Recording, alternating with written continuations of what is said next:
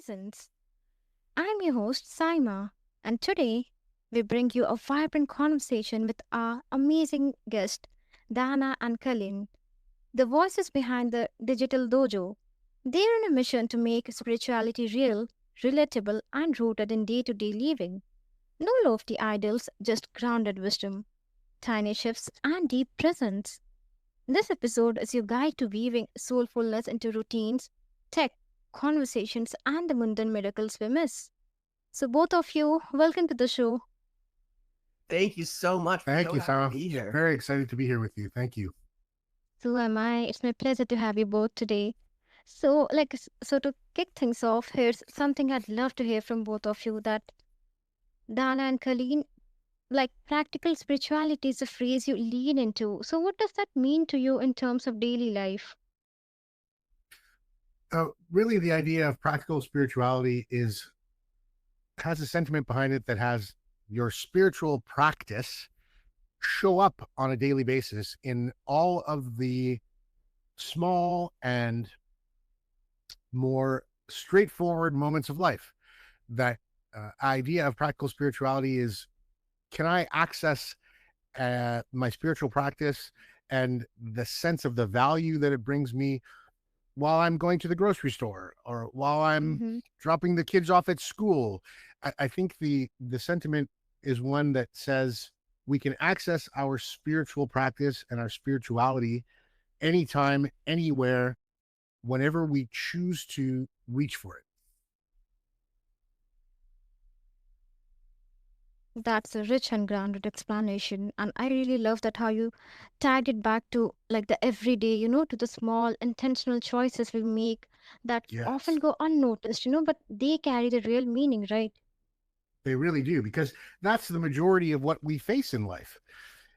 We often will reach for our spiritual practice when we're under, kind of particular or, extraordinary kinds of stress, right? If there's been some big loss in our family, or if we have really hit a roadblock in our career, or, we have some kind of unexpected variable show up in life that brings a bigger level of chaos than we're used to. That's when we often will reach for our spiritual practice and rely upon something greater than ourselves to navigate. But those aren't the only moments in life where it's useful and valuable to be aware of your spirit and your practice to connect to it.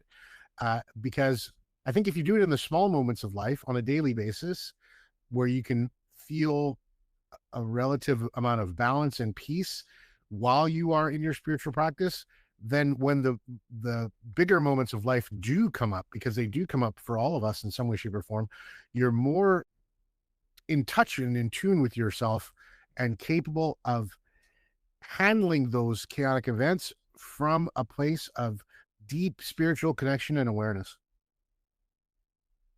Mm, absolutely, I completely agree. So, can you both share a simply daily ritual that instantly brings people home to themselves?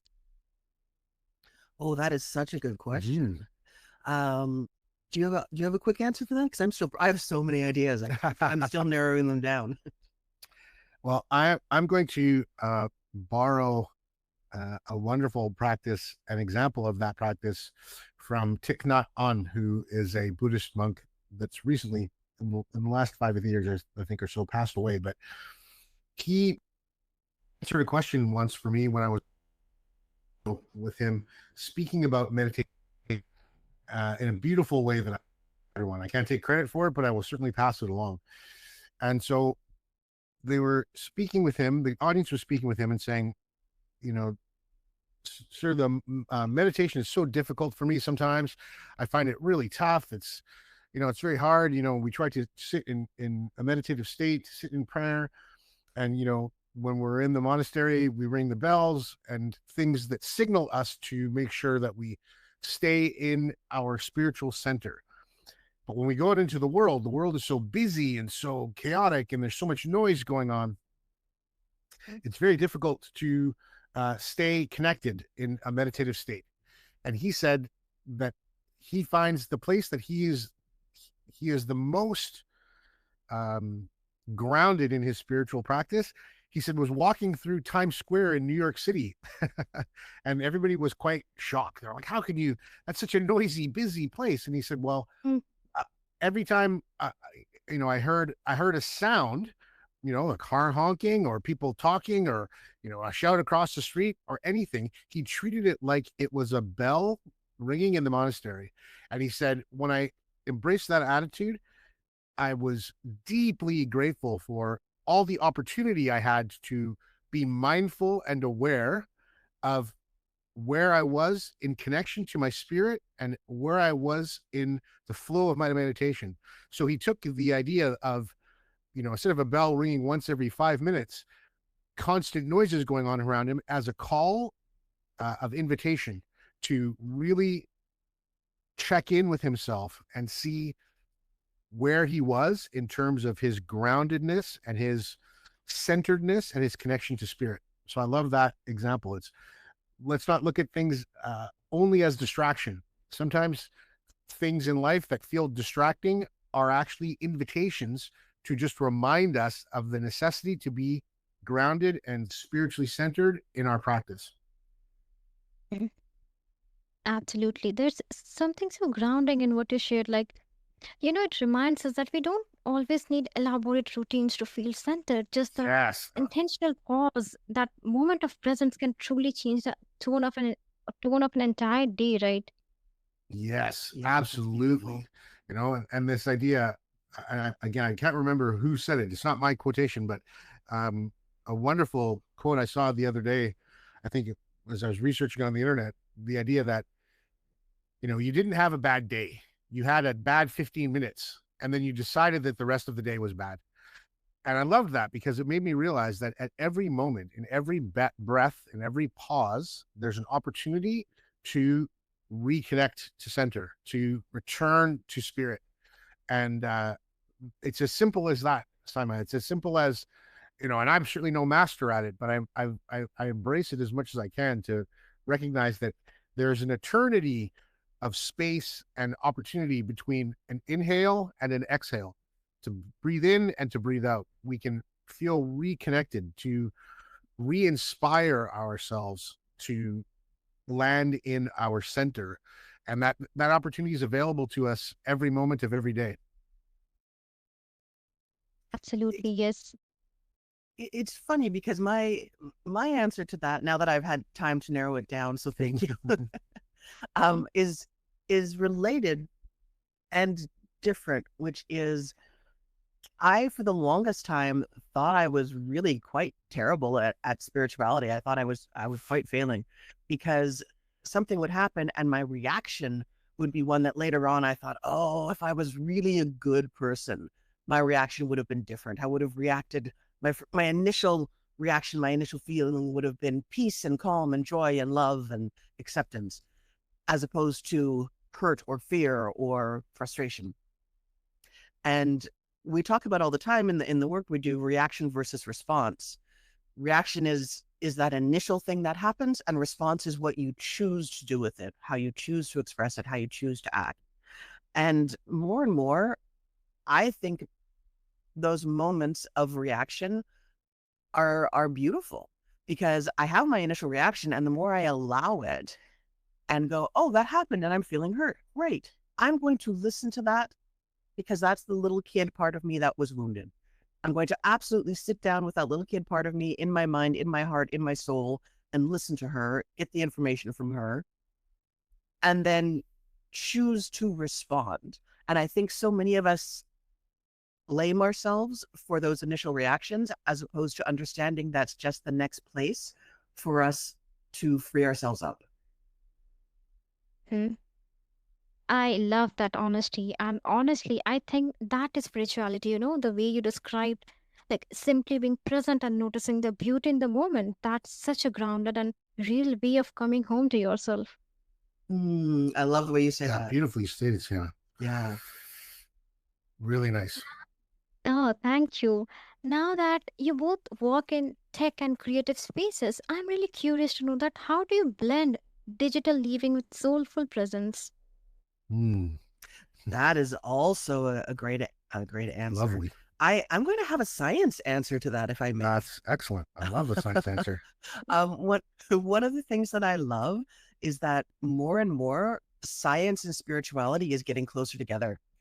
And one of the people who I've listened to is Amit Goswami, and he used to be a Newtonian physicist, and he became a quantum physicist. And then, as he continued his career, he's becoming more and more and more spiritual, and talks about how more and more science is proving spirituality true. I'm absolutely shorthanding that, so my apologies to him if I'm getting any of it not entirely right. And part of what I love about that is for instance, he talks about, and a lot of people talk about quantum entanglement and how once two things are connected, they can never be disconnected. And to be connected, you don't even have to be in the same room. You just have to be thinking about the same thing at the same time, and you become connected. So the beauty of that is we can be talking to you half a world away, and we are connected. And that connection never leaves us. So the more we have these conversations by Zoom and conversations by phone and conversations through YouTube videos and podcasts, we are building these beautiful soul to soul connections all the way around the world that never break. And to me, I think the science that we can lean into so that our rational brain can relax gives us so much room for that soul connection to just continue to build worldwide. Mm-hmm. Absolutely. I really appreciate the way you hold like space for both worlds, like the fast pace of tech and the depth of inner presence. Like, the balance, that balance isn't easy. And hearing that how you approach it feels both inspiring and deeply human at the same time, I must say. Oh, thank you, Simon. That's wonderful. That Really is appreciate that. such a beautiful thing to say. Thank you. Hmm. I think there's really quickly you said it beautifully just a moment ago in terms of where my thoughts were going around your really lovely question. Uh, Technology is something that we use to speed things up and to make things more efficient and to be faster. So we can access information faster, we can communicate faster, we can receive new perspectives faster. And as Colleen will attest to, I'm not necessarily a very technical person You're or a getting better. I'm trying. I'm trying a technology driven Mhm. person, but I'm very aware of the value of all of that speed because it's a perfect environment to practice slowing down, and uh, that is something that I really have to do in order to engage with technology because of the pace that it can bring to the forefront. And it's sort of set up a really nice way for me to be very as honest as I can be, as transparent and aware as I can be about my experience of being able to slow down in a faster and faster paced world. So it's become something I've really was a bit afraid of, quite honestly, to begin with. But now I'm embracing with much more openness and enthusiasm because it's becoming part of the dynamic and the message of things that we're trying to share with people. Mm. Yes, absolutely. That balance is something, so many of us are seeking, and especially Mhm. in our hyper connected worlds. Yes, Yeah. absolutely. Very, really well said. Yeah, that's exactly the experience that I'm having with technology. And in a lot of ways, I think, well, okay, if I'm feeling that way and I'm having that experience, I wonder how many other people are feeling that. And the more I ask that question, the more I realize that other people are feeling it very profoundly. And then to be able to just honestly share with each other about how we are struggling to find that balance and how we feel successful when we find that balance and how we feel unsuccessful when we don't find that balance is really quite amazing to share with people because it opens up a space for a whole new kind of uh, innocence and dialogue around just what we're struggling with from day to day. And and on top of that, because exactly what you're saying, but on top of that, no tool is good or bad. So technology gets slammed for, in some ways, being quite a bad tool that pulls us away from something, but it's how we use it. Mhm. right? Fire is not good or bad. It's wonderful if it's keeping us warm, keeping us alive, cooking our dinner. It's terrible if we're using it to burn someone's house down. I'm not advocating burning somebody's house down. And the same thing with technology. It's not good or bad. How are we choosing to use it? That was a delightful example, 100% yes. Now, like, how do you help someone move from spiritual ideas to spiritual embodiment, actually leaving it, not just thinking it? Mhm. Beautiful question, Sarah. Beautiful question. I want to say, I think Dana might have a different answer. I honestly, the beauty of having Dana around is that I tend to do things very simply, and he has these beautiful ways of viewing things. So my answer is going to be perhaps overly simplified, which is, um, Sometimes that's beautiful. which is, let's stop viewing spirituality as something that has to be perfect and something that has to be separate from and removed. And let's start embracing how much spirit is in those daily choices. The moment where we choose to smile at the person in the street, the moment where we choose to thank the person who just helped us at the checkout, the moment where we choose to um, breathe in and say no thank you rather than get upset, and recognizing that in those moments, that is our larger self that we are embracing, because it doesn't have to be more complicated than that. It's just the moments where we choose to be the best versions of us, not the versions of us that are scared. Mm, That's great. yes. Dana might have, Oh, weird. a better answer. Oh, you got me thinking in all kinds of really awesome directions. So thank you. And thank you for your beautiful question, Sarah. Um, so to move a person into that state of embodiment, which I love, and I love that you're, bringing that to the forefront in your question, Sama, because embodiment is a place where we start to operate intuitively and organically. Right, we're not overthinking. We just allow ourselves.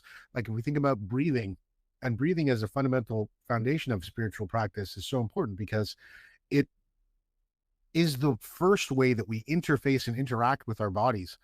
And if we had to think about the idea of like, well, I have to think about it every time I take a breath, we would be constantly overwhelmed. So we want to invite people to recognize that in some sense a connection to an embodied spirituality is as simple as breathing and paying attention to how your breath is moving in your body, because most of the time people are walking around breathing in a very shallow way. They're never really breathing right into their diaphragm and into their whole body, filling their entire lungs up and feeling the joy that's available in just the feeling of being able to take a full and deep breath. So that space, that time, that few seconds that we take to monitor and pay attention to how our breath is moving is a threshold for a beautiful opportunity and invitation to contemplate in the moment in a very visceral way. What would I do in this moment if I felt like my best and highest self? And when we start to encourage people into that kind of mindfulness, that breath, like I said, creates an eternity of space, an infinite amount of space in terms of how it feels for us to respond to life from the best of us, as opposed to from the reactions and the triggers that are caused by all of the energy and information that's coming our way all the time, especially in our day and age. With it, like we commented on how quickly and powerfully information can come to us.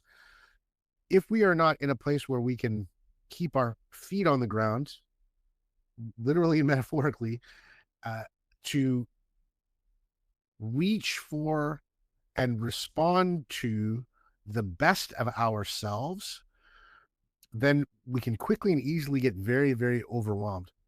So, that idea of connecting to your breath, using that time, even if it's a few seconds, to center yourself when something has come along unexpectedly or something that you were expecting was going to make you feel a certain way, but is making you feel a different way than you were anticipating. To land in the breath and to remember that that space is our invitation to feel our highest self, and to contemplate how we would handle something if we were feeling most like ourselves, most generous, most aware, most capable, most worthy of a powerful and inspiring exchange with anybody that we interact with in our daily lives. Mm. I love how you each spoke to the difference between like knowing something in your head and actually feeling it in your body and choices. Mm-hmm. It's such an important shift, and the way you described you both, it makes it feel possible for anyone. Oh, that's wonderful. Thank you. And yes, and I truly feel, and Cole will certainly echo this in her own way, and it is truly possible for anyone. And it's not only truly possible for anyone, it's truly possible for anyone, anytime. There's just like we on our daily lives feel like there is air to breathe, and we can take a breath at any time and stop and take a breath at any time. I think that's a beautiful metaphor for the access to the energy of connection that's available to us anytime. And when we reach for it, it's there. And I think as we help people by practicing ourselves first and foremost, and then by sharing that practice with others and our experiences of that practice with others, we remind them that, like anything else, mindfulness, being aware of oneself, paying attention to how you feel from moment to moment, is a practice like anything else. It's a skill that can be built, and it's nothing that we'll ever be perfect at, but we can apply it to life in ways that will bring immediate value in the moment and help us recognize that, hey, I handled things in life better than I did yesterday, better than I did last week, better than I did last month. And we can build a confidence in relying upon our spiritual practice on a day-to-day basis by just practicing and not worrying about being the best at it or being perfect at it, but just practicing. That makes so much sense. I could not agree more. Now, let's be honest, when life gets messy, it's really hard to be spiritual. So, Yes. like when life gets messy, stress, deadlines, where do you anchor your spirituality? Mm, Mhm. yeah. So true. Um, I I think you. I have so many. Again, I have so many questions. You ask such beautiful questions. They're really wonderful questions, Simon. Thank you so much. Oh, Yeah. Yeah. And I think that there's a certain uh, level of courage that's required. And why do I say courage? Because courage is the energy that we use to help us face things that we're afraid of and to move forward towards them anyway, because they have uh, more value on the other side of the thing that we're afraid of than the power of the thing that we're afraid of. And when we can recognize that there's a difference between being afraid of something and then being afraid of the fear of something, those are two very different experiences. So when we also connect that idea to the fact that when we display courage, when we are vulnerable, when we feel like we are not up to a task or a challenge and we don't have the capacity to handle it, but we try our best anyway, this magical and beautiful thing occurs because almost consistently, almost regardless of the outcome, whether we feel like we've succeeded or we failed, or we got it right or we got it more wrong, when we display courage, we get to experience the power of our own self-worth. I say it in that manner because we feel the most worthy when we feel connected, right, to our family, to our community. But that extends, I think, into a spiritual practice because when we feel our self-worth, we also deeply remember that we are connected to everything around us. We're not separate. We're not isolated. We're not actually even alone. We're in connection with everything around us. So when we recognize sort of the way that that dynamic works and realize that every time we try our best, just doing your effort, your best effort is all that's required to face things that scare us, we will always get the value and benefit of the confidence that comes from that. And confidence isn't anything but a humble awareness that you belong and that you have a value and that you have something to contribute. It's very different from arrogance. Arrogance is driven by the ego, and it dictates to us that we always have to be right all the time. Our true selves, I really believe, and the more I lean into this, the older I get, the more it becomes true. Our true selves are only after connection. That's all that our true self is driven by, to connect, and to connect to things that feel more and more truthful to us. And when we can open up ourselves to be a little bit more courageous than we might be otherwise and take a risk to share something authentic with someone else, it's can be very magical to see how we inspire that person to open up and share with us. And even if they don't, we recognize the value of it because it helps us experience our own worth. Mm. That's so comforting. Like that spirituality doesn't disappear in the mist, but can actually Mm. live right inside it. Yes. Beautiful way to say Always it. available. Mm-hmm. Absolutely. That kind of anchoring feels so human and so needed. Hmm. Yeah, absolutely. Yes, yes. Dana and Colleen, you reminded us both that spirituality isn't a Saturday retreat. It's the way we Mm. show up when no one's watching. So, listeners, take this invitation, whisper a prayer during the morning coffee, breathe consciously through an email check. Let the sacred meet you in the small.